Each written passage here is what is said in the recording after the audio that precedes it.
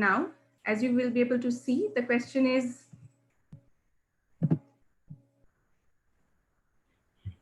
I hope all of us can see the question. We have 148 participants at the moment. I can see responses floating in already very fast. The numbers are moving up quickly.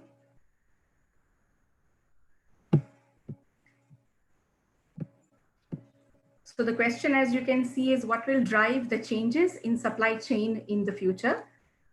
Options are technology, climate change, globalization, and of course, the current pandemic, which is on top of our minds.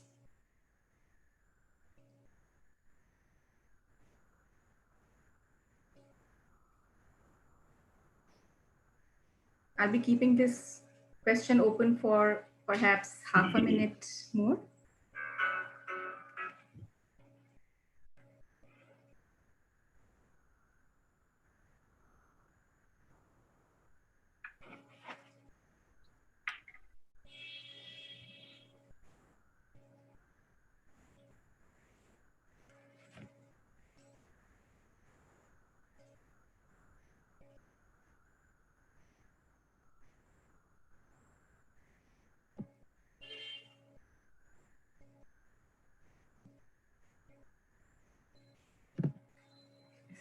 The poll is closed now for the first question, which was what will drive the changes in supply chain in the future.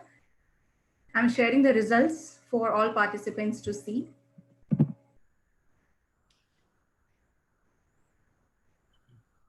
So certainly, the first and most common response is, and the most expected response is technology, which is going to drive the supply chain changes in the future, followed by what is happening currently. And certainly, we can witness a lot of those things happening in the last couple of months itself. Moving to the next question in the poll, I'll be bringing up the next question in just a minute.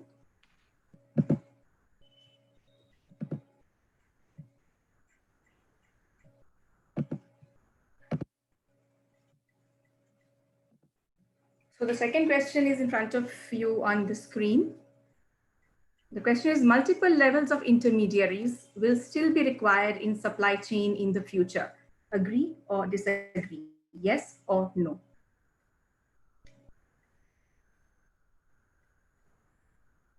Again, the numbers of responses are rising very, very quickly.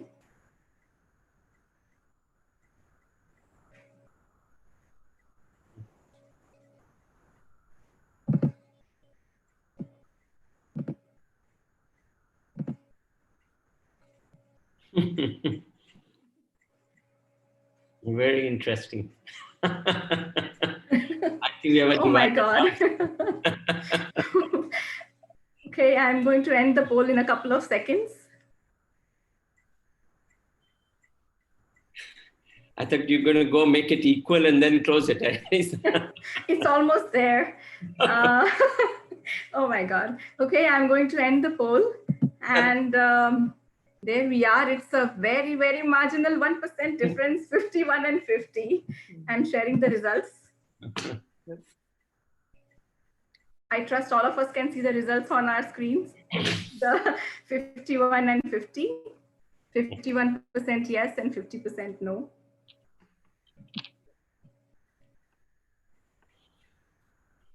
All right, so this was just a small exercise to set the ball rolling. I would like to now commence the webinar session today by welcoming all the guests today. So good evening, esteemed guests, senior colleagues, friends, and enthusiastic participants.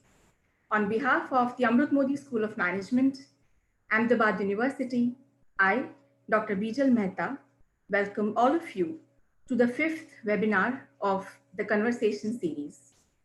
This is a series of interdisciplinary dialogues on issues that are important, bring about a change, and have an impact on the dynamic field of management and allied areas. The webinar today is on, do we need new supply chains for the new world?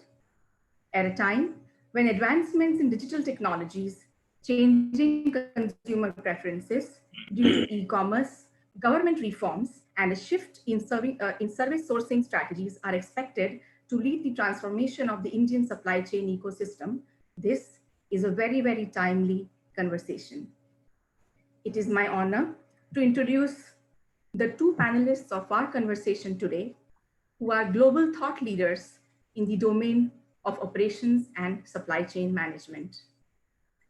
Professor Pankaj Chandra, Professor of Operations and Supply Chain at Ahmedabad University and Vice Chancellor of our university, and Professor Devanath Tirupati, Dean, Amrut Modi School of Management and Professor of Operations and Supply Chain Management. Dr. Chandra was the Director of the Indian Institute of Management, Bangalore from 2007 to 2013 and Professor of Operations and Technology Management at IIM Ahmedabad and IIM Bangalore. Dr. Chandra holds a BTech from the Banaras Hindu University and a PhD from the Wharton School, University of Pennsylvania. He has been a full-time faculty at McGill University and IIM Ahmedabad and a visiting professor at the University of Geneva, the Wharton School, International University of Japan, Cornell University, and Renmin University, Beijing. He was the first Associate Dean, Academics at the Indian School of Business, Hyderabad. Professor Chandra was a member of the Government of India Committee on Rejuvenation of Higher Education that relooked at the Indian higher education system, as well as the Committee on the Autonomy of Central Institutions. Until recently, he was also a member of the Telecom Regulatory Authority of India. Professor Chandra's research and teaching interests include manufacturing management, supply chain coordination, building technological capabilities, higher education policy, and high-tech entrepreneurship. His recent book titled Building Universities That Matter studies issues of governance, change, and institution building in Indian universities. Dr. Chandra serves on the boards of several firms and institutions, both nationally and internationally. Professor Devanath Tirupati, one of India's leading management academicians, known for his expertise in operations management, is the Dean of Amrut Modi School of Management. Dr. Tirupati most recently held the positions of Dean Academics, Acting Director, and Airbus Chair Professor of Sourcing and Supply Chain Management at IIM Bangalore. Prior to that, he was associated with IIM Ahmedabad as professor and with Melbourne Business School, Australia as a visiting professor. Dr. Tirupati also held the positions of associate professor at the University of Texas at Austin, where he received the Presidential Young Investigator Award from NSF. At IIM Ahmedabad, he was the chairman, Admissions Committee, chairman, Center for Innovation, Incubation and Entrepreneurship, member, Vikalpa, member, Faculty Development and Evaluation Committee, and chairman of the doctoral program. Before joining academics, Dr. Tirupati had worked with the Planning Commission, Department of Atomic Energy, and the private sector. He's a member of INFORMS, Operations Research Society of India, Production and Operations Management Society, and Society of Operations Management. Professor Tirupati has an exhaustive list of publications in refereed journals, both in India and abroad. May I now invite our esteemed speakers to begin the session. Dr. Chandra, may I please request you to commence the conversation. Thank you very much, Bijal. Welcome all of you. Thank you for being with us this evening. And welcome Devnath, who's been a colleague and friend and with whom we worked for very long periods of time today in this domain of supply chain. We're going to do this conversation in 4 parts. Okay, the first part deals with what was happening before COVID-19. And a little bit setting the stage for changes that were going to take place unknowingly for us. The second part is what happened to supply chains in the country and around the world when Corona hit us And this is starting December of 2019 onwards.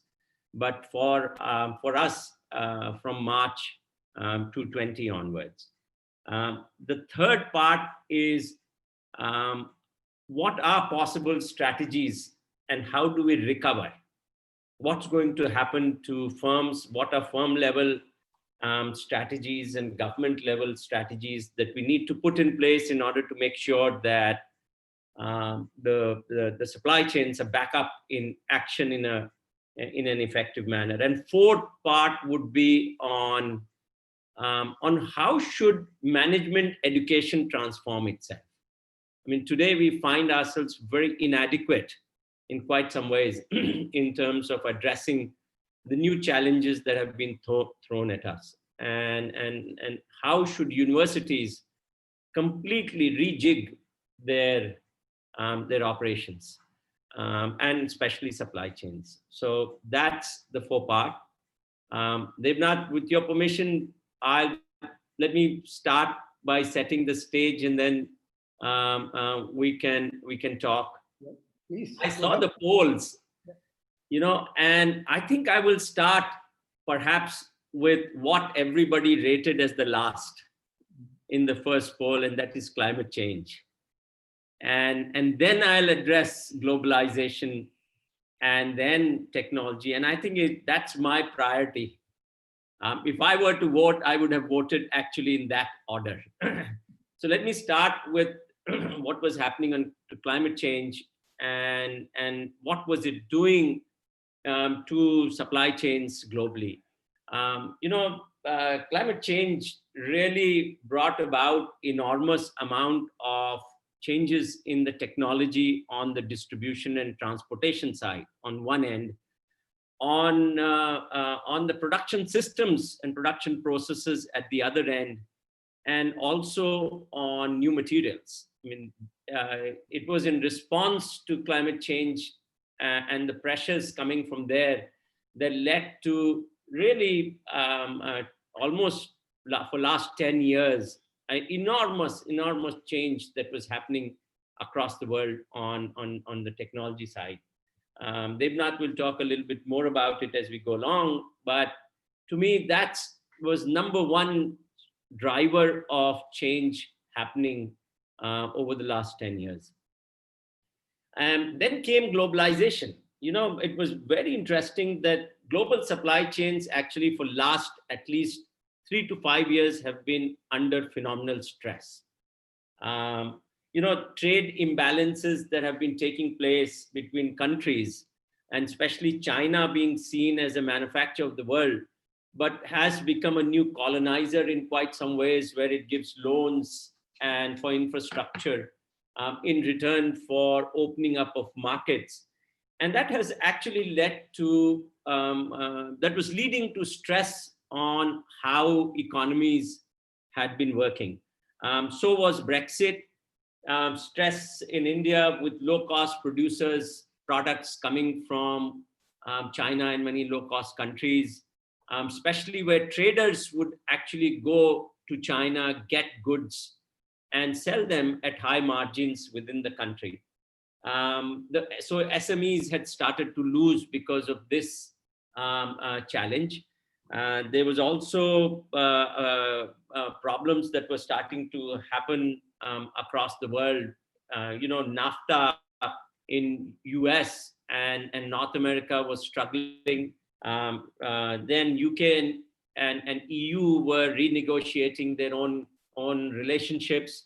India decided to move out of RCEP, and at the same time, you saw a new Indo-Pacific partnership emerge between India, US, Japan, Australia, both for trade and for several other reasons. But what was happening was that this was an assault on globalization. Multilateral institutions, global institutions, which had permitted flow of goods and services across boundaries all over the world, actually were already under stress. And in my mind, against that light, really, I saw technology coming in. And maybe Devnath, you You could tell us a little bit about what was happening on the side of technology, because that change had been coming for several years now. It has, that is true. But I think I would interpret what your comment slightly differently. In a sense, I think if you take the changes in supply chain, which has happened in the last even more than 1 decade, and going forward, is in some ways primarily technology driven. While what you said about the developments in materials and other things have been driven by climate change, certainly globalization also helped, but to implement any of these things without technology, it would have been impossible. So to that extent, I think I would still not be, question our poll audience. I think our audience are quite knowledgeable and savvy. I think they saw the technology as the primary driver. They didn't go into the secondary reasons why those things happened. Having said that, yes, I think particularly in the traditional industry where you take it as retail, grocery, FMCGs, or even garments and textiles, autos, good part of supply chain changes have been driven by technology with focus on efficiencies. So in all these sectors, we have seen enormous improvements, not only in India to a large extent, but also globally as well. In fact, I remember for the last 10 years, I can't see any time HUL in their annual report, they've been reporting good profit increase, I guess, till this year, I suppose. And every time I'm pleased to see that they say attribute, most of it is due to supply chain efficiency improvements. So what you're saying is that the supply chain efficiencies have been improving. And that's what they've been focusing on, improving productivity and supply chain. And year after year, it has been coming. Though, of course, there has been growth in the demand and others have contributed. So to that extent, I think good part of technology has been used to drive up efficiencies and supply. And I also think our inability to do that, improve our efficiencies and competitiveness, is one of the reasons why we have lost out badly to China with in today's manufacturing. I think, as you pointed out, China has actually taken over, and many of our smaller companies are suffering. And that is because they have not invested the same, or they have not been able to do the same thing. And as a result, they are no longer competitive and efficient. I think these two can't be separated. Right. Having said that, also technology has spawned a set of new business models, and we are getting used to it. We are taking advantage of it as consumers. So, for example, whether you take Big Basket or a host of similar ones, they have all come out of technology developments only. I mean, it's not very clear that the latter is still efficiency driven. That is still an open question in my mind. But technology is responsible for many of these developments. Certainly over the last 10 years, maybe I would go back so far as 20 years. From the turn of the century, I think this has been happening in India. Yeah. Well, for our younger friends who might be here, who may be wondering what comprises a supply chain, I think we should just lay it out also. This is the network of producers, distributors, wholesalers, retailers that are involved in the flow of goods and services in any society. And they've become the backbone, if you may, in quite some ways, for making goods get consumed at the hands of a consumer. But at the same time, they're not, while technology, you could see that as development, or you could see it as a response to many of the big challenges that were happening globally. The local economy was already kind of sputtering. There was already a slowdown over the last couple of years, not only in India, but all over the world. There was inefficiencies, or let me put it another way, that the rate of improvement of productivity was not turning out to be as high as Right. it was in the last decade per se. That's Skilling, productivity, don't you think that was also, going side by side as technology was starting to move in, whether it was Amazon or Udaan or Flipkart or Myntra or anyone else of those kind from B2B or B2C? Yeah, certainly. I think, in my mind, our industry is notorious for not spending enough on skill development of their own workers and so on, and neither are the public institutions. So that is probably one of the main reason why our competitiveness has gone down, and our productivity gains have been rather limited, primarily driven by the automation and things of that sort. Uh, So I think we have to change our strategy or even the way of thinking about that. There are reasons. Right. Interesting challenge was while actually the large firms were constantly upgrading, bringing technology in, and at the same point of time, actually automating, removing labor for a variety of different kind of reasons from their own entire supply chain operations.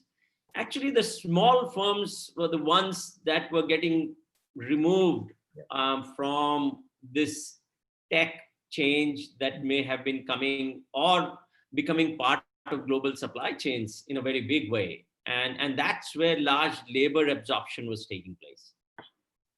No, I should also point out that technology has given an opportunity for these small firms to directly reach out to customers all over Right, globally. So that's another opportunity which has not yet been fully exploited right. and may still be there for us to take in the future. And we will talk a little bit about that. There are some very interesting examples of small firms and how they've organized themselves interestingly to be able to take advantage of it. So this was, ladies and gentlemen, was a backdrop on what was happening around the world to supply chains. Goods were flowing across borders. For last 5 years, almost, big economies like China were seen as manufacturers of the world, but at the same time, these trade imbalances, etc., was causing challenges. And then comes Corona. Suddenly, starting December, I think first week, 7th or 8th of December was the first time the world starts to hear about this influenza in Wuhan. And hell breaks loose after a couple of months. The most interesting thing is a country like ours, we kind of sat till March when we saw China struggle, we saw Italy struggle, we saw Spain struggle. And we were, I guess, I'm sure the governments and companies were all starting to think what to do. But one big thing that happened during with Corona was that the supply chain phenomenally got disrupted. The glue and the oil which was there in the system that was taking goods and services from one end to another completely disrupted. And you can imagine that as the world which is receiving products, intermediate goods, from several economies, they all suddenly find that Chinese factories have stopped. India got affected very dramatically simply because of, especially in the pharmaceutical sector, where 80 to 85% of API or the active ingredient actually came from China, which had enormous amount of challenges, both in terms of quality, but we didn't have that industry very well set up. And you're now finding the pharma industry struggling. And it was starting to happen everywhere. Factories started to stop because their raw material, their intermediate products were not coming to them.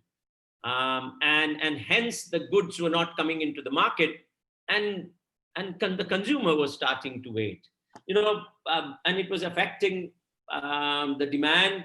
The blue and white collar labor both were getting impacted very dramatically at that point of time. But the interesting thing that was happening simultaneously was that big services that were there in the country also started to stop. So let me give you an example. As soon as Indian Railways stopped, imagine what would have happened to its supply chain. All the vendors that were distributing parts for its maintenance actually went for a closure. All the food stalls at stations and vendors went for a toss. All the companies that were supplying foods and services and goods to transport, railway transport stopped. The bottle manufacturers stopped. So look at the chain reaction that happened on the supply side. So the first disruption that we saw to the supply chain came from the supply side. And that really was very noticeable, whether it was a factory, whether it was a wholesaler, and you found warehouses filled with inventories. You found the mandis filled with perishable goods that were going waste. You found lorries that were parked on highways and they were all stuck with perishable goods being thrown across. That was the first visible side of disruption of supply chain from the supply side. But also it led to demand destruction too, Devnath. Yep. Don't you think that was happening simultaneously? It is. In fact, in some ways, it took us back 100 years, where none of the things which we buy today were available. And we are not allowed to shop because of lockdown, all shops were closed. You could not order online because that was also shut down. So even if the end consumer had demand, there was no way to place the order, so that had kind of disappeared. And also because we have shut down all the offices and factories to large extent and so on, people were not sure about their own jobs and the incomes. And as a result, their demand itself, purchasing decisions had to be put on hold. So that also caused a reduction in demand. And then there were, of course, lowly paid workers, many of them probably migrant workers also, whose livelihood stopped because of all these activities. And again, demand from that source also disappeared. In all this, probably only the essential supplies or what the government chose to classify as essential commodities, I think that continued. And so to that extent, through the fruits and vegetables and dairy products, they were able to sell. But as you pointed out, with fruits and vegetables, in spite of it, there are still a lot of losses and shortages which are in. And interestingly, I think the dairy products escaped cut to a great extent. So the demand actually got destroyed from both ends. It first got destroyed from the supply end because the supply was not there, hence the demand died. And then because of the lockdown, there was the factories got shut down, their raw materials were not coming to them. And consequently, the consumers' livelihood, actually there's a livelihood issue that got involved, isn't it? Yep. That I don't have a livelihood or my livelihood is insecure, hence I better conserve the resources that I need. And that's really one of the major drivers on the supply chain disruption. That's right. Yeah, certainly it is. But I think we got hit by both. To that extent, I think this pandemic disruption was different from all other disruptions we have seen in the last, 25, 30 years or even more. We have had many disruptions in the past also, but they were coming from one side, either supply side or sometimes demand side, and never globally. It was always local. Whereas this time around, it is supply and demand simultaneously being hit, and the economic activity coming close to zero. And that's why it magnified the entire problem. And it also was global, because many a times, because of disasters in the past, we faced disasters, whether they were floods, or there have been cyclones, or there have been earthquakes, or there have been other economic disasters. Disaster at one corner of the world actually is able to recover because there's demand in some other part of the world. But demand at this time actually collapsed very dramatically, and demand is the lifeline of any supply chain. And if the demand is gone all over the world, I think the chances of it picking up, at least through normal ways of managing, would vanish. Yeah.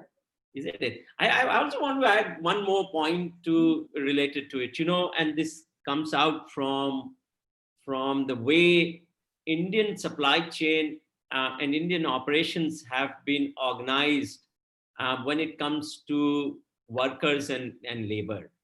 Most often than not, our low cost of operations, and I won't say always, but in large number of cases, comes from very low wages and low investment on workers.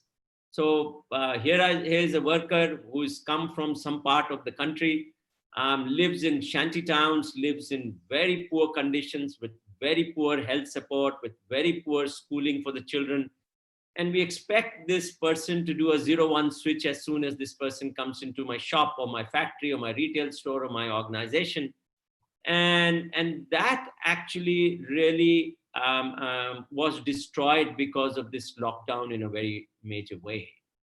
And that's a challenge, because it will, and later on we'll talk how to get that back up today, because one of the major problems that I see going forward is, supply chains are based on trust. They run, phenomenal thousands and hundreds and thousands of kilometers of goods and traffic and transport and warehousing happening because on trust. The contracts work on trust. And I think that trusts got broken for a variety of reasons. And it got broken not only because of Corona and the pandemic, but also because of what happened, the way we responded. So that's a challenge.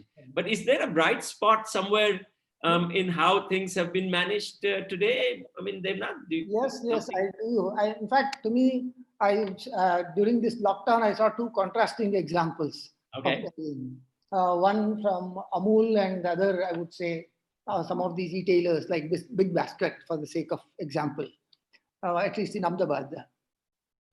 Amul seems to have responded very well, and they have, in fact, benefited out of this situation because their demand increased, and at least early reports indicate their profit might have gone up. Though they are a cooperative and they don't have technically a profit, it has gone up. And this did not happen automatically, so to speak. I think because they also saw a demand change significantly. Though the aggregate demand by and large probably was not affected too much because it was considered essential commodity. They saw a significant shift in the demand from frozen items to dairy products. So the product mix was changed drastically compared to this. Otherwise, normally I think they would have had a lot more ice creams and things of that sort. And this time it was mostly dahi and so on and so forth. But they were flexible enough to be able to make those changes and respond. And we have not heard of any shortage of dairy products during this 80-75 days of lockout or lockdown. So to me, that's an example. And we wrote a case on Amul a long time ago, you know that. And it is not just by chance, but because they have developed these capabilities over the years. And they have not been shy in using technology and integrating the whole supply chain. And of course, they were also a little bit lucky in the sense they were not subject to the same kind of restrictions as other companies. But at the end, I think they came out quite well. In contrast, when I look at Big Basket, they also had similar opportunities. And they were first off the block as far as e-commerce in food and is concerned. Exactly. But at least in Ahmedabad, I think they were not ready to grab the market which came their way.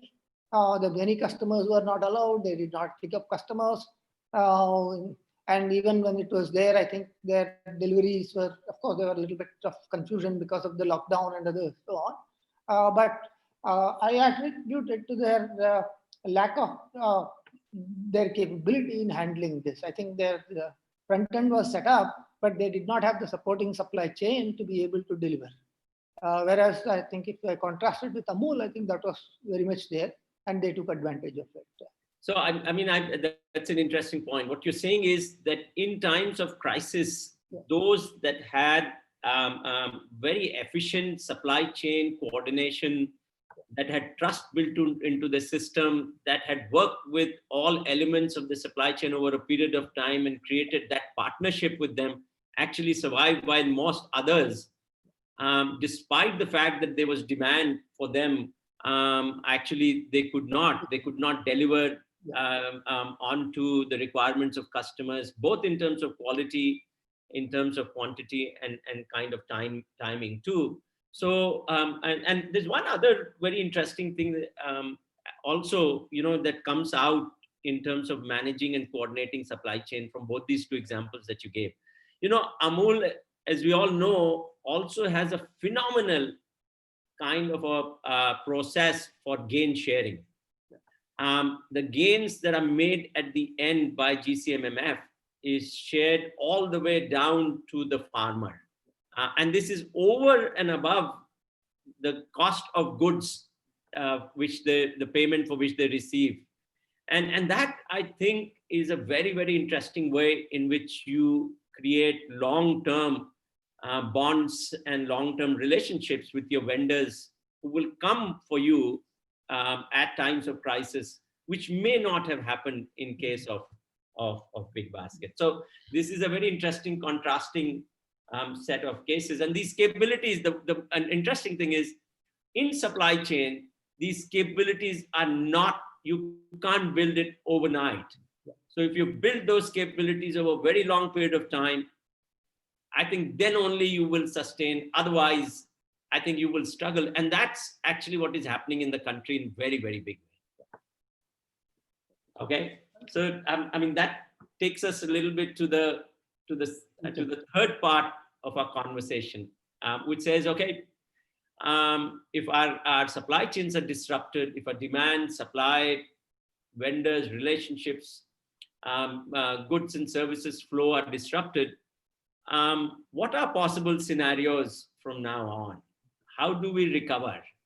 What may be strategies going forward? Let me put one or two on the table for all of you to consider, and Devnath, you could possibly tell us that perspective. One is, globally, as you will see, there's a lot of nearshoring that's already happening.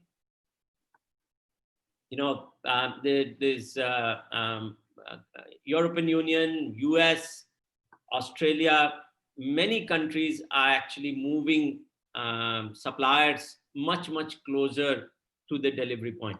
And that has major implications on sustainability. It has implications on cost of doing business. It has implications on whether it will go up or go down. Only time will tell, depending on efficiencies, but it definitely has an impact on cost. One thing, which is very particular to this pandemic and possible strategies, the cost of transportation and handling is likely to go up because of enormous amount of stringent handling and hygiene requirements. So ports might see enormous amount of delays, and that's a dilemma. If there are delays at port because inspection is going to happen, hygiene tests are going to take place, then how do you manage your supply chain? Do you keep large inventories? If you keep large inventories, then you are actually going to increase your cost. So I have a feeling that stocking points will reduce, transshipment will reduce, localization, if we are able to play that game a little bit better, look at import substitution, India might start to gain some things, provided it is able to handle this part of it. And I think the channels are, new channels will have to emerge for distribution of goods straight from customer on to from the plant onto the customer. And there are some examples, and we'll talk about it. Do you think on the demand side or on technology or supply chain networks, you see that change taking place as well? Yeah, I think it will. It will have to happen. To me, again, this is an opportunity for our own manufacturing within the country to kind of make up for lost time because of what you said about nearshoring and others. We'll have another chance, and if we take advantage of it, but again, we'll be able to regain some of the lost markets.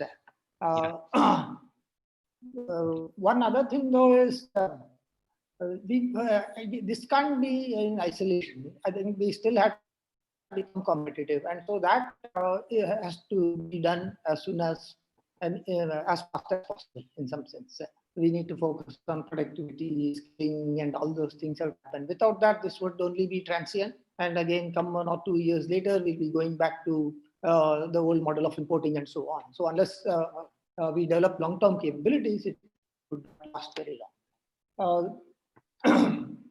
Though the other thing I think is looking at the situation, many of these uncertainties will remain both on the demand side and supply side.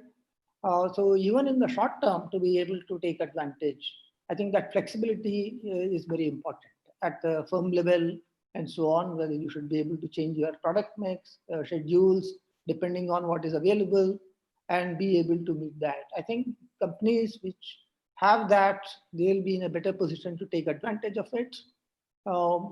And my own sense is maybe many of the small and medium enterprises do have that flexibility with their workforce, but may not have the technological capabilities. So that could be an issue. I'm not sure how it will pan out. Right. But the larger ones, which are much more rigid, they'll have difficulty unless they have flexible systems to begin with.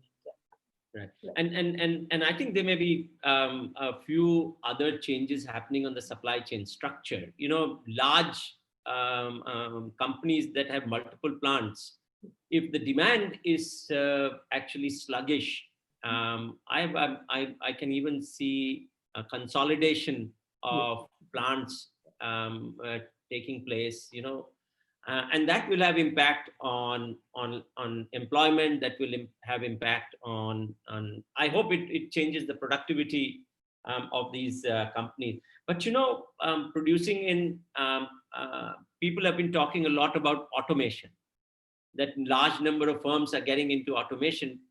I think that has its own advantages, but it's also a double-edged sword, because automation, which means large fixed investment and large overheads, also requires producing in larger volumes and also requires distributing goods in larger reach and markets. Now that's going to be a very big struggle at this point of time. So I have a feeling firms that are completely switching over from a manual or semi-annual to automation, complete automation, I think need to be very careful about it. Though technology has shown some gains, you know, I mean, and especially information technology, and there are some very interesting examples. You know, there's Amazon has a very interesting global program for selling, which takes products from small entrepreneurs in countries like India to global markets. And there are several companies, by the way, that are taking advantage of it. There's a company from Delhi, it's called Sirona Hygiene, which makes sanitizers and related products, which is selling all over the world. There's another company from Maharashtra, Nature Vibes, which essentially suddenly moved its products to producing organic products, Ayurvedic, herbal oils, and so on and so forth, and has actually tripled its sales in last 3 months globally. So there are lots of examples that firms will have to kind of get onto an omni-channel, look for different ways to sell, look for different applications of their own products.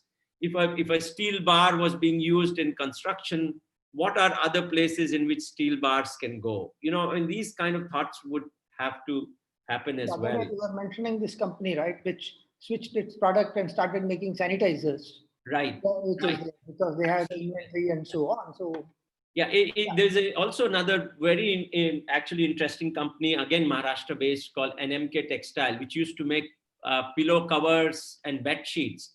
And they actually are making now face masks all over the world. So what I'm saying is, in a short run, these switches that Devnath is talking about on product mix that needs to be made. I have one other observation, Devnath, and that is the middle. I think the middle of the supply chain, the middle of an organization. And so let me make 3 points here. In fact, if you go back and look at our poll, it showed 50-50, evenly split with this audience. The middle will sink or go up. Half of them feel it will remain the same, and half think it will sink. Okay, so now let me tell you where I stand on that one. I think the middle is going to vanish. Okay, and now if you look at the middle in a supply chain, in a physical supply chain, it means wholesalers. I have a feeling this is where a biggest change is going to come, and they're going to move straight from factory to as close as possible to the customer. Seva is done a very interesting prototype recently, whereby they're taking vegetables straight from the farm into your home, and there are almost no intermediary. There's one restocking point where assortment and etc. takes place. The second middle is middle management in a company. Generally the way most organizations are structured is you have a heavy load in the middle and thin at the ends. I have a feeling we're going to see organization move in a dumbbell shape, which means heavy at the ends, younger people, some older people adding value, and really very lean middle, because that middle is going to get digitized very, very rapidly. And the last thing is, there are lots of middlemen in Indian supply chain. Goods people who take low value goods to add low value to customers, agents, for instance. I think they are going to be affected very, very dramatically. I have a slightly different thing on the first point you mentioned in terms of the middle part of the supply chain. I think it depends on the industry. Sometimes they do add value, particularly where there are economies of scale and scope. Right. For example, when factory to directly to the customer may actually increase transportation costs, right. If that is adopted as a model. So what I expect is, given there is going to be increase in costs, all costs, including some transportation and so on, there would be a role for middlemen either to consolidate and so on. And in fact, if you see the same thing happening in a slightly different context with these Olas and the Ubers, they kind of aggregate and they seem to be able to make a living out of that without actually doing any transportation themselves. So it won't happen across all supply chains. That's true. No, I agree with you. If you look at a 2x2 matrix of volume and value, volume on one axis, value on another, low value, high value, low volume, high volume. I have a feeling this high volume and low value products are ones where the margins are much less, which are going to see much of this disruption of the middle. Many other, of course, sectors will be in a different way altogether. But I've been thinking about small, what do MSMEs do? Because that's really where largest employment, the informal sector, the informal labor that comes and goes out of many of these small factories. And I think we need to see an emergence of a very new kind of supply chain network. And if we don't see that, I think the small will get hit very badly. And really this new kind of cluster is what we must think about. Small are really most flexible. They are not necessarily large volume producers. They're not low cost producers, unlike what it happens in Indian economy. To keep it low, then your quality is low, your wage cost is low. So if you want to keep the wage cost going, productivity high, then somewhere or the other, you need to play a flexibility game. And in that, I think clusters that will have large number of small firms producing small parts a few firms that assemble them, a few firms that provide logistics support, a few firms that take these finished goods to the market, a few firms that provide financing, a few firms that provide quality check. To make this cluster, I think maybe a new model for MSME coming out. Otherwise, it's going to be very major challenge. And same with rural demand, isn't it? Yeah. So that's true. Rural demand. And coming back to the MSMEs, I think I agree. I think there is a structural problem also, because these people are always pressed for working capital and so on. And the government has to change its policy or come up with a more friendly policy to keep them afloat. And that would be another kind of support they would need. So what do you think, can we list out maybe 4 or 5 action points you think for firms to take or for governments to play, to just rejig this supply chain? I'm also looking at the time. We are very close to this thing. Should we talk about the last one? And depending on the interest rate as part of this thing, we can come back to that. But let me make one related point on that one before we move on to the next one.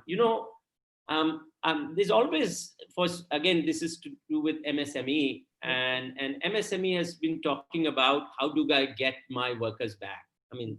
And that's a really big challenge. And government putting money behind labor to go work in MSMEs, Manrega or many other such programs, if they are actually moved in that direction, to move the labor and provide them with that kind of financial support, that gets into, also gets them a livelihood going with a factory or an organization, I think would go very long ways in rejigging both the supply side as well as providing livelihood, which actually gets the demand kicked up a little. Okay, so let's move to the last segment of this conversation. That given all of these changes that are taking place around the world, given how we see supply chains disrupted, given how we see some of the challenges that firms may have to face, what should a management education look like? And how should they transform it themselves to respond to this situation? What do you think, Devnath? What may be the top 2 things in your mind? Yeah, so I think we have been talking about this for the last so many years. And we are trying to do something here also about that. To my mind, I think it is, first thing is you have to be adaptable and ability to learn. It's not a static knowledge anymore. So we need, of course, teach them the basics, which is there. But they need to learn skills which will last them much longer than these 2-3 years, and in fact, lifetime. This would be how to learn and keep on learning. And that is number 1. And second thing is the digital skills have become very important. Whatever the work you do, I think they need to be, irrespective of their background, irrespective of their basic degree, that is something they need to do. The third, I would say, is focusing on decisions. That is kind of missing in our education by and large, except for the few top institutions. Most of them kind of see education as learning only, learning the knowledge, so to speak, nothing more than that. But focusing on decision making becomes important. That should become part of the habit of MBAs. Unfortunately, it is not. They just describe and they stop there. And the last I would add is they should be as close as possible to being job ready. And for that, they job ready. Yeah. So they need to have exposure to real world, dealing with projects, and so on. So to that extent, the pedagogy has to change. It can't be lectures and PPTs only, nor only the skill set of operating numbers and preparing Excel sheets. Actually be able to relate to the problem and come out with solutions which will work. I think if we can do all of this in the 2-year MBA program, I think that would be the great. No, I absolutely agree with you. And I think I'll add 2 of my own to your list, which is actually very well articulated. One, I think industry is now not patient at all to train young people coming in. They really want them oven ready. Yeah. And given that there's so many job losses that are happening, and this is not true for MBAs alone, this may be true for any graduate coming out, should have skills which are very quickly translatable into an outcome and action. And related to that, I think it's very important for all our students, especially the professional students and those in the management program, to understand uncertainty a little bit better. We don't have a very good handle on uncertainty. You know, at best, a more technically oriented guy will talk about probability and someone else will say scenario making. But I think the whole world of decision theory, the whole world of scenario building, the whole world associated with, on one hand, learning the tools, method, technologies, optimization for supply chain coordination, for instance, and on the other hand, asking a question, so what? So I've done this analysis.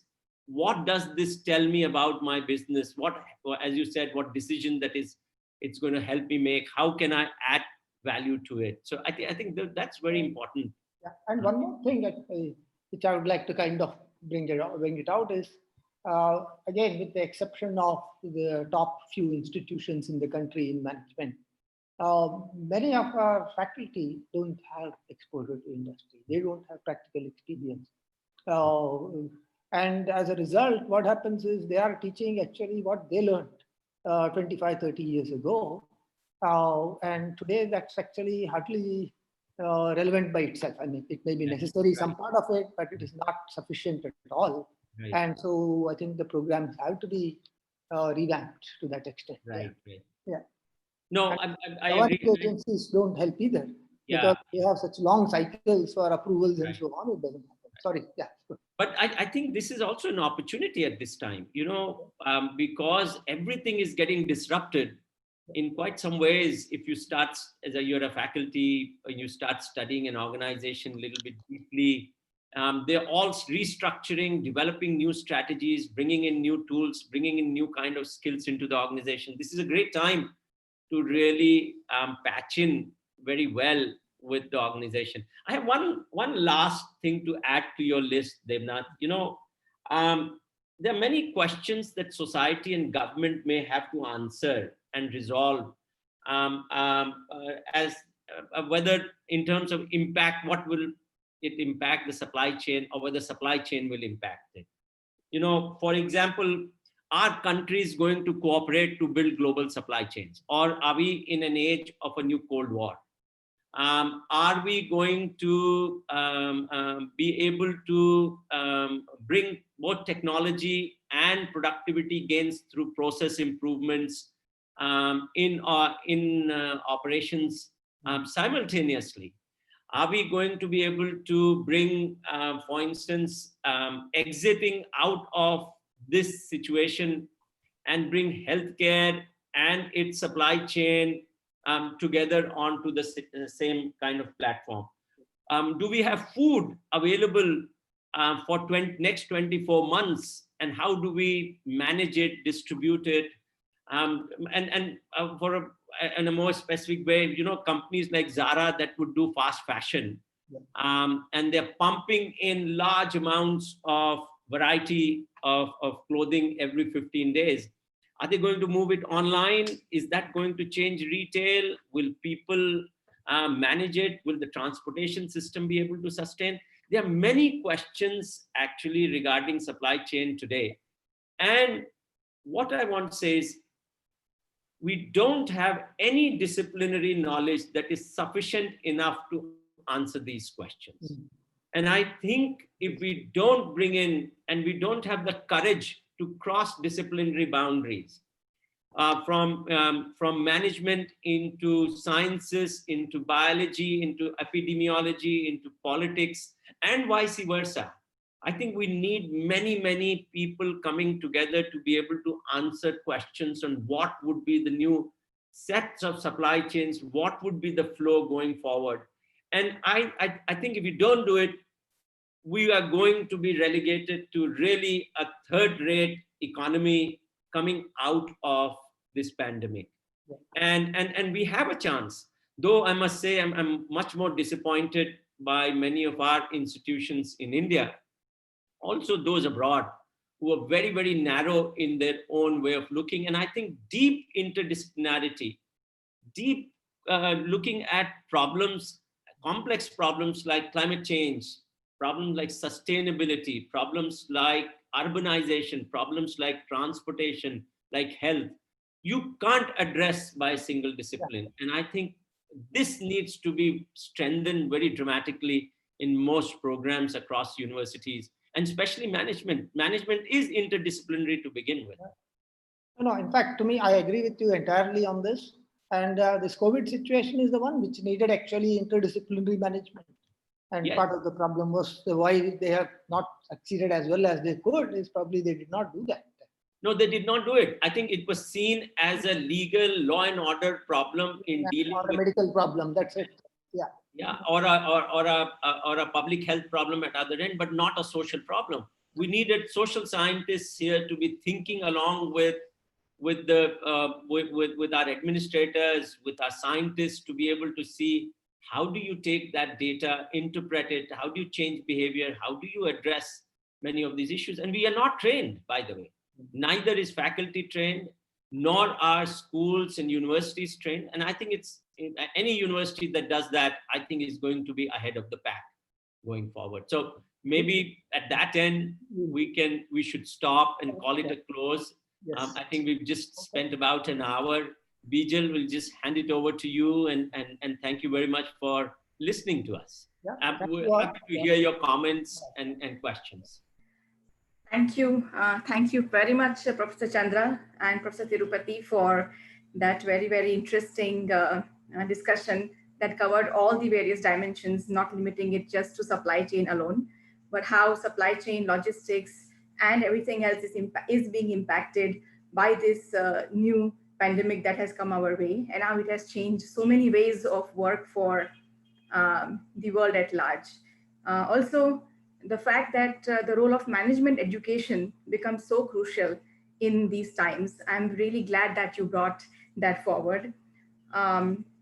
Being change ready through a technology oriented and an interdisciplinary management oriented mindset is certainly the requirement of the day. And I was very happy as I heard both of you to realize that how we at the School of Management and also the MBA program are moving in that direction by constantly striving to be interdisciplinary and also bringing in the various skills required for the management graduates of tomorrow. We have a lot of questions and observations in the chat box, and I think we should take those because our participants are waiting. Okay, so let me, yes. You want us to just take it one by one and go on? We can do that, or I may select a few for you because we have a very large number there. Please so do. While I was looking at them, I will kind of combine some of them and put them forward. So I think I will just start with the first one, which we have here. Is it possible that the more challenging days of the supply chain still lie ahead when demand picks up, but supply is going to be constrained because of the increasing COVID-19 cases as things go up? What are your thoughts on how to solve this problem as it may come along unanticipated? Okay, so anyway, the supply chain is about making supply meet demand. Yes. Actually matching supply with demand. So I think unless both of them go together, I don't think we'll be able to come out of it, which means because depression of demand also takes place because of non-availability of supply.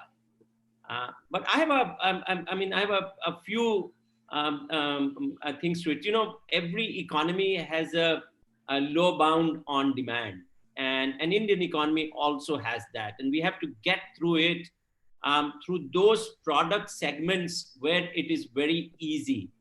Okay, so for instance, construction is in my mind, I'm being a contrarian here. Construction is, in my mind, a very good sector to start going, though it would require probably funds from banks and others to get started, because it will, it's on the crossroad of many sectors. So steel industry, cement industry, paint industry, furniture industry, labor, manual automation. So that's one sector. If we kind of focus a little bit of our attention through a bit of Keynesian economic push, where the government does stuff on infrastructure and others, I think there's a chance that we can lift everything up. I'm also going to be a contrarian on food and restaurant. I think restaurants can also pick up far more quickly, but there's a hygiene and health issue which they will have to adjust, and the costs will have to be managed. So I think both need to go together. We won't be able to do it with one or the other. Absolutely. Yeah. But I think somewhere there is certainly a feeling of, when there is going to be an unanticipated demand because things will open up, how will the suppliers manage? But I do agree with you that it's all about creating a suitable balance. And that's what supply chain is all about. One other thing, you see, yes. At this moment, one other reason for depression of demand is the fear of the future to our livelihoods. Right. Large number of people don't know what's going to happen to their jobs and their incomes tomorrow. And as a result, they will conserve. And they will conserve resources. If salaries are cut, if jobs are cut, if people are furloughed, they will hold back on investment, and they will only do it in very necessary kind of situations. So in my mind, anything that gets livelihoods going, I think needs to be thought through, because that will trigger the demand. Right. The next question that I would like to take up, the other question was from Dhruv. I'm also combining a couple of questions together, so I may not be able to say the names individually. Please pardon me for that, all the participants. Efficient supply chain management is seen in big companies, certainly, and so they are not as much impacted. But what about the smaller retailers? I think you partly did address this in your talk, Professor Chandra and Professor Tirupati, but nevertheless, if in case strict lockdown is extended further, or if things don't change as we expect them to, will small retailers vanish from the market? And how to overcome the supply chain problems during this time? Devnath, do you have an answer? Or? I mean, if you have something, you start. I'll have something. No, what I want to say is, I think I have two responses to this. One is, at the lower end, some retailers will vanish. Some manufacturers will vanish. Some wholesalers will vanish. I mean, it is already starting to happen. So I think that's one challenge, and which is very difficult for India, because small retailers in India are retailers not because they want to be retailers, but because they don't have jobs. And if that vanishes, then I think it affects livelihood. And we have to be very careful in how we save that. The second bit is that for more organized retail, I think there may be some gains also. Because the big challenge for retailers in the past was rentals, store rentals. They were the ones that were driving people's profitability down or bringing closures. I think given this scarcity and a challenge today, I think the rentals are going to come down. People you can renegotiate contracts for lower rental rates, for longer periods of repayment and things of that kind. And if that starts to happen, then the fixed cost investment is low. Hence, the chance of survival of a retailer might be higher. The question on how this retailer is linked backwards to their supply is another question altogether. And that's where I feel if small retailers and small producers form clusters to form those supply chains, the likelihood of their survival together is higher. Much higher. Yeah, no, I think I agree with that. And also, I don't think the small retailer will disappear. I think they will still be there, because as we were talking about it even earlier, even none of these major players have been able to come up with the competency to handle that. We talked about what happened during the lockdowns. So they are not able to deliver. So a small retailer would have a role. But you mean Kirana kind of store? Kirana kind of store, yes. You're not talking of garments, you're not talking... No, I'm not talking about garments. I mean, the retailer is... Yeah. So I think they will have a role from the local, this thing. I think what Professor Chandra said just now, I think that is important for them to become more competitive and not completely disappear. I think these clusters would help because that will give them the economies of scale, which would make it viable for them. On an individual basis, maybe it won't. And share orders. They can share orders, they can share capacities, they can share equipment. I think one big, point I want to underline is, and which has been a problem, one of the big weakness that we see in managing this pandemic today is lack of community and solidarity. And I think for markets to come back up, for small producers and retailers to come back up, they need to build that solidarity. They need to start to cooperate. They need to collaborate. And firms generally are very non-trusting of each other. But this is the crisis time when we need to come together and somehow put our lives in hands of others as they put in ours, and be able to ride this out together. I think that's what is needed at this juncture. Absolutely, professors. I think it also connects with what you had said during your discussion about gain sharing with all stakeholders. I think that really is the need of the hour as we go through changes, unanticipated changes every single day. There are a couple of questions which relate to the area of artificial intelligence, blockchain, and aspects like whether drones will, now be doing the delivery even in our country, the way we have already heard about it happening in other countries. So how would technological advancements like artificial intelligence and blockchain affect the future supply chain scenarios?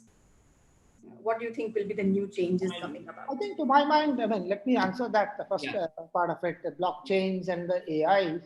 I think they'll help the efficiencies. If they are used well, I think they will, because the data would be integrated. And so I think this would fall under what we began with, saying that the technology has driven efficiencies and made the supply chains more lean. And but so to that extent, these will be helpful. The drones,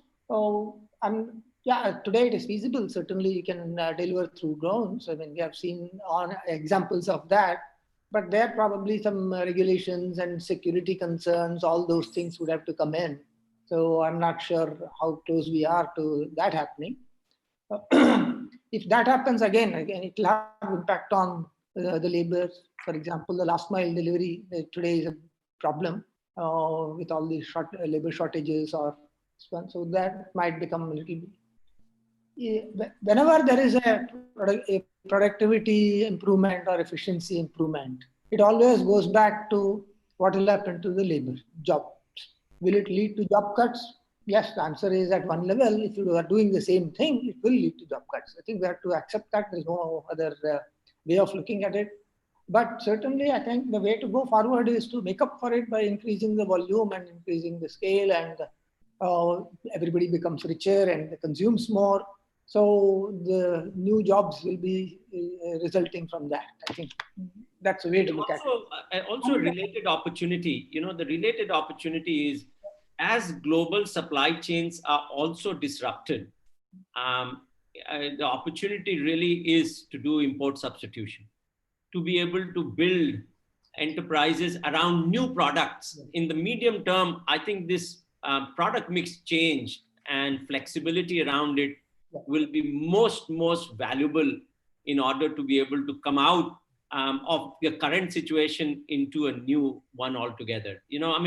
Pharma companies, of course, are doing very well, but chemical companies that are struggling, if some of them get into making of APIs, I think there's a high chance that they will actually succeed.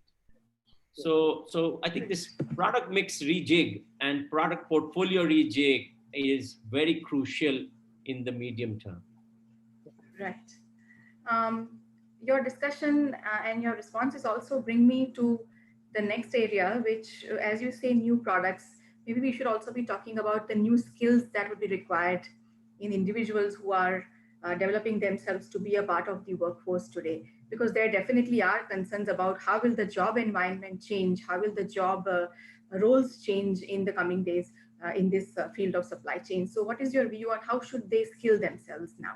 No, I think they've not mentioned already that first and foremost, you need to build analytical skills for sure. And these analytical skills are data-centric skills, digital skills. You do courses in those kind of domains, strong statistically. That's one basket of tools that you need to build together. There's another basket, which actually Indian students in most universities are very weak at, and that's critical thinking. And also problem solving, ability to ask the right questions, ability to connect one discipline and one idea with another discipline. I think these are also very strong skills that one needs to develop. And last is, okay, I have data, you've given me a situation. What do I make sense out of it? Can I give value added response by understanding what is the context where this where data is being analyzed for, and can I make business decision out of it? I think it's a very, very important skill, which most of the time we don't teach in most institutions. We leave at the level of analysis. And that's why most MBAs coming out are analysts.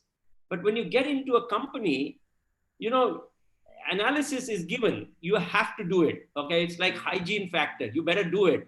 Yes. Now the question is, tell me what 3 things I should do on the ground. And I think that to me are things that, so a combination of strong analytical tools, ability to structure unstructured situations, ability to deal with ambiguity, ability to ask right questions, and then, as Devnath said, be able to make decisions and have the courage to make decisions. Yes. After that, I will add one thing, and if you can actually show that you have implemented even one. So if you are doing a project, a real project, and you can say that this is what I have done and this is what it is, I think that will improve the credibility, not just the knowledge. Yeah. And I think I have 2 things to say. Just like and in your Bijal MBA program at Amrit Modi School, you have a root camp. And that's a fabulous way in which you get people to learn about doing. Actually going to a company, solving a problem and implementing it. So field projects of that kind, whether you are doing humanities or social sciences or sciences, I think being able to do our physics program, for instance, where the labs are completely reorganized to where the kids go and build the rigs that are needed to do experiment. Those are ways of learning how to do. And last thing is, I think students should take their internships very, very seriously. Most of the time, we don't pay enough attention to, neither do companies nor students. Internships are great ways in which you should just go all out to be able to actually learn, contribute, add value. And as soon as you do that, you become valuable to the organization. Absolutely, Professor. I'm glad that you brought up the root camp initiative here, because certainly the last 2 years that we have been associated with the root camp has brought a lot of good response for the students. Also, the learning has been immense. And as a faculty, I think the biggest joy for us is that when we talk about something in the classroom and a student stands up and says, we did this already with the company where we are in the root camp at the moment. So the hands-on experience, the on-the-job learning experience definitely happens through this root camp exercise. I'm sure Professor Tirupati would want to add something there. Yes. No, just let me add one thing. Sorry for interrupting, but I couldn't resist. What Absolutely. Just now, in terms of internship, becomes very important and so on. I think it should be there for faculty also. The internship for faculty becomes important. They should go through it as well. IIMA used to do that, by the way, a long time ago. Now they have stopped. They don't do that anymore. But about 45 years ago, they used to do that. Any faculty who joins without ever industry experience, they would send them on 1-year internship in a company. I think we should do something like that also. Unfortunately, that's very expensive. But we should try, yeah. I think continuous learning is the simplest way to put it, whether it is, and it has to be a self-initiated activity as well, whether it's from a student or a faculty, certainly to bring your best to the classroom. There is no doubt in that.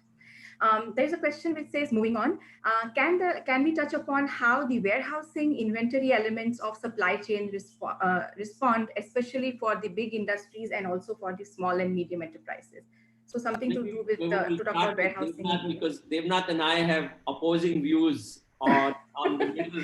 So Okay. maybe Devnath, you can start. Maybe you should tell, then I can counter it. I could tell. We are looking forward. No, my argument is slightly different. My argument is that, I mean, it's not an issue of vanishing, but my argument is, for the next 3 years, the biggest challenge is going to be on cost. And all focus is going to be on cost everywhere in the world, and whether it is analytics are going to be deployed for cost management, cost control, enhancing your productivity, because that's the only way you will be able to get cash in hand to be able to do new things.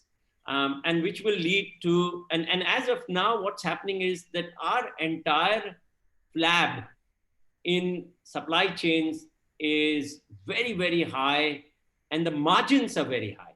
A t-shirt that retails for $50 is produced at $2 or even $1. So which means $49 is either the margin of everybody in the middle. And for me, that's really where the big attack is going to happen. Technology will attack that, productivity will attack that, new supply chain models will come in there, cost control will come, inventory will have to come down. I don't think, in my mind, the firms don't have money to keep inventory. Even though you need it to supply the demand, there's very little money to do that. And I think that's really where much of change ought to happen and will happen. Now, I'm not saying it's zero inventory situation, because when the uncertainty is very high, you need to have safety stock, you need to have certain amount of inventory. But the question would be, what is that optimal level? And the more number of echelons in the supply chain, the more stages there are, the higher is the level of inventory, higher is the bullwhip effect, higher is the inefficiency, higher is the cost. And I think that will get eliminated, or at least reduced in time. And actually, I don't disagree with what Professor Chandra has said. But the only thing I would say is two things, actually. One is, when I say inventory, I always mean right amount of inventory, not excess inventory. Right. Okay. So right amount of inventory is necessary. It is not zero inventory. Right. And this depends on, actually, to a large extent, uncertainty. Uncertainty with the environment, uncertainty with your supply, demand, all of lead times. So, uncertainty in lead times. Uncertainty in lead times. So all of those. And another factor which comes in is, most of our managers and public at large have a very poor appreciation of uncertainty. They really don't understand probability. They don't understand uncertainty. They tend to see as everything equally likely kind of thing. They can't make a distinction between less likely and more likely in an analytical way. I mean, they might at one level accept it, but it's well established. I'm not saying something new at all.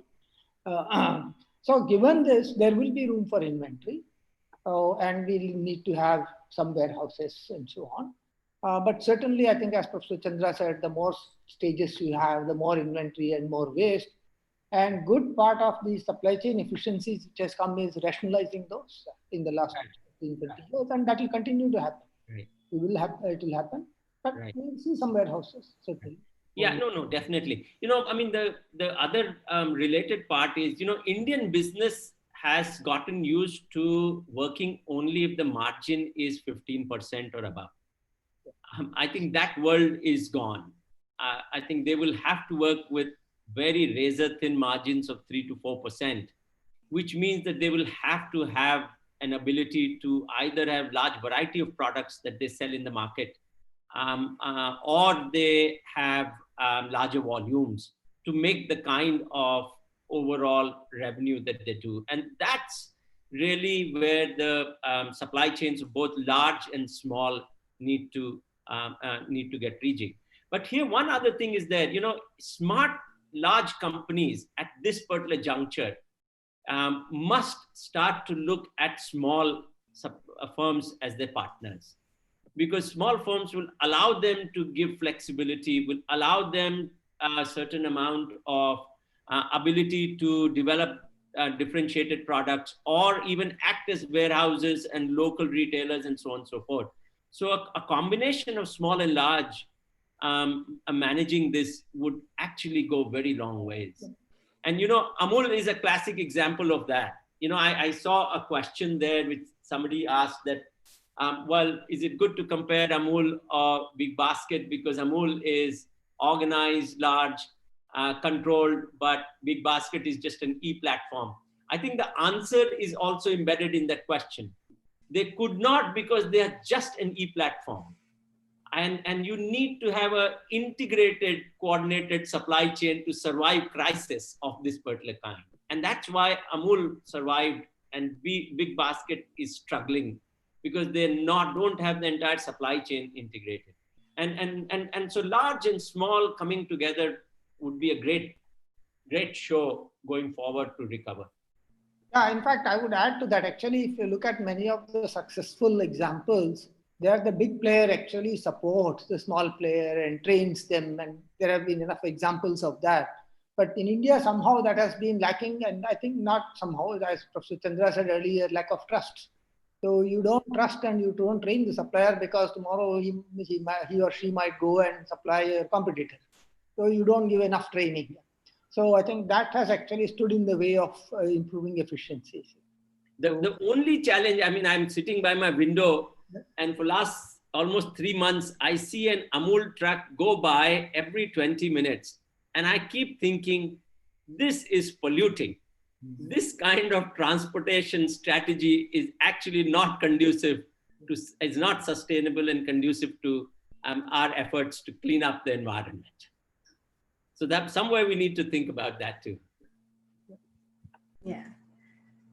Certainly, Professor Chandra, I think climate and the impact that whatever services we are using, how does it impact the climate, has to certainly be thought of by the businesses. The last 2 minutes when both of you were having the discussion, I think if I may just summarize it in 2 words, is it's always good to be idealistic, and because of the development in technology and so on, we will know what is most likely to happen. But at the same time, also, it is important to provision for the unexpected. I think that is what becomes necessary for a business to be successful and for a supply chain to be efficient. Absolutely.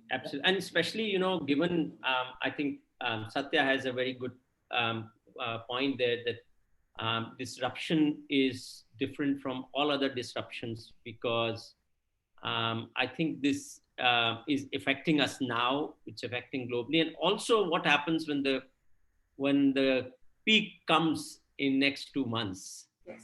And I think the more robust supply chains will survive. The ones that are inefficient or not connected very well are going to suffer. And same as if you look as a hospital and its supply chains, the ones that are much better off linked with their suppliers and their vendors, and they will survive and do well and be able to serve the customers, while others will not be able to. Right. There are also 1 or 2 questions which talk about China and Indonesia and India. How would we compare them in terms of the supply chain and the overall logistical possibilities? So any comments on that? Well, China expert, so we leave it to him to answer this question. No, I think China is technologically far more, technology is far more ingrained or embedded into the Chinese supply chain system than what it is in India. And I think that's, so they will probably be able to track, they will be able to see what's happening, where inventory is sitting, move them around that much more easy than what we are able to do. Bigger companies that have much better systems in our country are able to manage this a little bit better. But if you all you have to do is go into a warehouse of one of these wholesalers, and you'll see that we are probably still living in a Dickensian age in many of these. So I think we will get hit a little bit badly on that count. Indonesia, I don't know very much about it, but I think its economy is not necessarily as diversified as India's and China. So it probably either its chances of recovering are also higher, but its chances of getting bad are also higher for the same reason. So, but as far as we are concerned, I hope one thing that has happened is from a consumer's mind, the barrier for technology has dropped very dramatically, and especially information technology. And I think that is a very good sign for many retailers, many wholesalers, if they are smart. It's now the game is resting with them because the consumer is ready. And a large majority of consumers, and online does not necessarily mean internet. Online means WhatsApp, online means a phone call, online means many things. So in that sense, I think if it's up to these other channels in the supply chain, if they are able to grab this new change, a new consumer, and service them in terms of what they want, because then I think there's a way out for us. It is all about being adaptable to what is coming next and what is required by your buyer or the next level partner in the chain that you are in. Yes. Although we are at 6:34, may I take the liberty of 10 more minutes because there are some very good questions, and I think the audience is also enjoying both of your inputs. There is a question on, there's one question on, recently we have done away with APMC. What effects do we expect on the agro supply chain with this? Okay. They're not quite specific, but I thought it's a relevant from a local perspective. No, I go back to a very evident statement that when you relax a problem, it will always become, a solution becomes better. So, this is a very... He's a true optimization person. Optimization. So I think if you remove these restrictions on APC only, I think farmers will be better off. We have seen that again and again happening wherever it is not there. So it was not serving its intended purpose, I think. So this will give an opportunity to farmers to make a little bit more. No, I absolutely agree. I concur. And the farmer now has a choice to go wherever the market is and not necessarily to a mandi or an APMC. But one thing remains here. I think the farmer the supply chain has to be rejigged in agriculture where the farmer doesn't have to go anywhere. I think the wholesaler has to come to the farm gate because the farmer going elsewhere is unproductive. It's another cost that the person incurs, whether it's a distribution cost, whether it's a transportation cost, whether it is actually wastage of goods that are taking place. Spoilage is very high when vegetables get transported in the way they do in India. So it's very important that the wholesaler goes to farm gate and picks it up and organizes that pickup in a very standardized way. Now, all of this will increase cost of certain kinds, cost of packaging, cost of carting, cost of lifting, taking. But at the same time, it will reduce the spoilage cost. It will bring goods much fresh into the market. And it will actually develop long-term contracts for farmers that way. Today, they are really dependent on the APMC wholesaler who actually gives them a very rough time. Absolutely. There are several questions raised on the Atmanirbhar perspective, going local or being more dependent on the local producers. So I'm just going to speak up the question which kind of sums it all up. Do you think that in the era of globalization, post-COVID, countries will move towards localization? Is it possible for the Indian economy to be completely Atmanirbhar? So I'm not going to waste my time on Atmanirbhar. Let me talk a little bit about localization. Yes. I think given that the world is now very distrustful of each other, Yes. and global institutions are struggling to have a say. WTO has practically become defunct. I mean, in quite some ways. And as a result, then, and if every country starts to pull back and near shore, and then I think localization, we must as a country also make sure that our interests are safeguarded. Okay, while at the same time globally we have to actually work with larger countries to bring globalization back to its stage where it was before, or even better one. But I think we should be not be prudent to not focus on ourselves. Now, how do you do it is the big question. I mean, the biggest challenge at this point of time is outflow of, if exports are going to be disrupted and we continue to import in a very, very big way, all our needs, then I think there's going to be an imbalance, which in this economic situation where we are going to go negative in the next 2 quarters and probably 1% growth across the year, I think we'll be in very big trouble. So it is essential that we look at products and goods and services, build the capabilities. In many sectors, we don't have the ecosystem. Electronics is a very classic example. If you have printed circuit boards that you're manufacturing, the glue that you use for soldering actually is imported. Unless the ecosystem for certain products are built here, either by companies from abroad or by India, I think we will be struggling. Now, am I saying that you have 100% closure and you can't import and can't export? No, that's not the point one is making.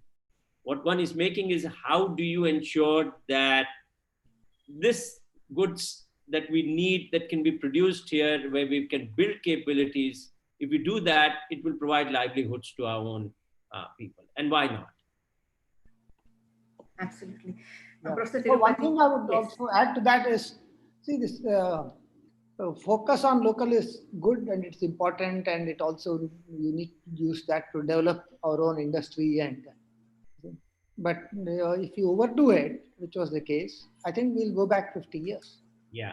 As one of the older people here who can remember, 50 years ago, that was the same slogan: we should be self-sufficient. Yeah. And imports were severely curtailed. And we had so much difficulty in getting phones. Basic TVs were not available because these are all considered luxuries or whatever it is. So there is a danger of that. So it has to be balanced. No, I think I'm so glad, Devnath, you raised this, because it's not only from outside. This localization, sometimes you have to ask this question, where does it stop?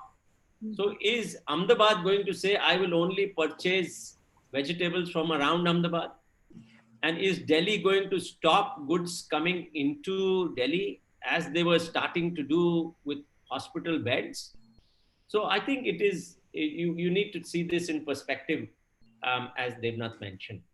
Yes, absolutely. I think this idea of being locally strong is important, but at the same time, we have to create that crucial balance between self-reliance and interdependency.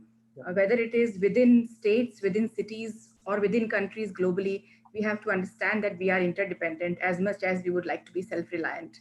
It's not possible to survive alone, to put it very simply. I mean, sustainability is, that's one of the pillars and foundations of. Yes. There are still a lot of questions, professors, but perhaps we can put it to the discussion to a close for the paucity of time, unless you have any closing comments or any particular area that you would like to address, both of you. Okay. I leave the closing comments to Professor Chandra. He can do that, and then. No, I don't have any closing comments, but I think the challenge is, we've talked in a very easy manner. The challenge on the ground is much, much deeper, and it requires really a very strong collaboration between firms, between industry associations, the government, small and large enterprises coming together on a platform to make sure that all win. What I said earlier about trust is that looks like every individual, every company, every country seems to be trying to get the maximum for themselves. And I think that's a lose-lose strategy. For us, at least India, which is very diverse, we need to really look at very diverse stakeholders, informal, formal, large, small, government, private, and bring them together. It's a complex task, but I think it is doable if we have open conversations to make everybody win a little bit out of this process. Absolutely. Thank you very much. I do agree that both of you spoke everything in a very, very simple manner, but that was exactly what was needed for our audience, which was a beautiful mix of young students, industry professionals, and also company and business representatives. So you have put up a very important aspect of the economy today, and in terms of the education perspective as well, in a very, very simple manner. I thank both of you, Professor Chandra and Professor Tirupati, for taking out time and being a part of this conversation series. I also thank all the participants for their very enthusiastic participation, and to all the individuals who raised the questions. We have tried to respond to as many of them as possible and curated as many as we could. Certainly, being adaptable, being digitally literate, and taking quick decisions, and being flexible, being job ready. These are the requirements of the current times. And with that, though the challenges ahead are many, I'm still certain that the opportunities are many. It is all going to be about continuously building yourself, reskilling yourself, and taking the days forward as they come. With this, I think we bring this conversation today to a close. Thank you, everybody, for participating. Have a very good evening. Stay home and stay safe. Thank you very much. Thank you, everybody. Thank you, everyone. Thank you. Bye-bye.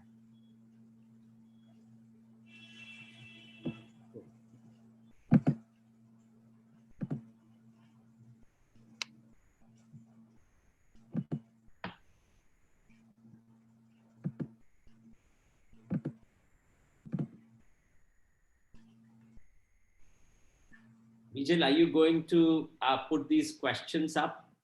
1 minute, Professor. We did not answer, and maybe we can put a small commentary around it. I'll be very happy to answer some of those that we did not in some ways. Definitely. I will summarize the questions and send them over to because you there's and Professor some Tirupati. interesting ones there. I think it would be nice. Yes, definitely. Or maybe we can also create, once you have that, we can send it to all the participants who were there, maybe as a summary note. Yeah, that would be very useful. Definitely, Professor. Okay. We'll do that. Thank you. Thank you. Thanks very much, Vijay. Thanks for, thank you, sir. Thank you. For conducting it so very well. Yeah, I was looking forward to it. Thank you. Okay, bye. Bye-bye, sir. Sanjoy, I'm seeing you after a very long time.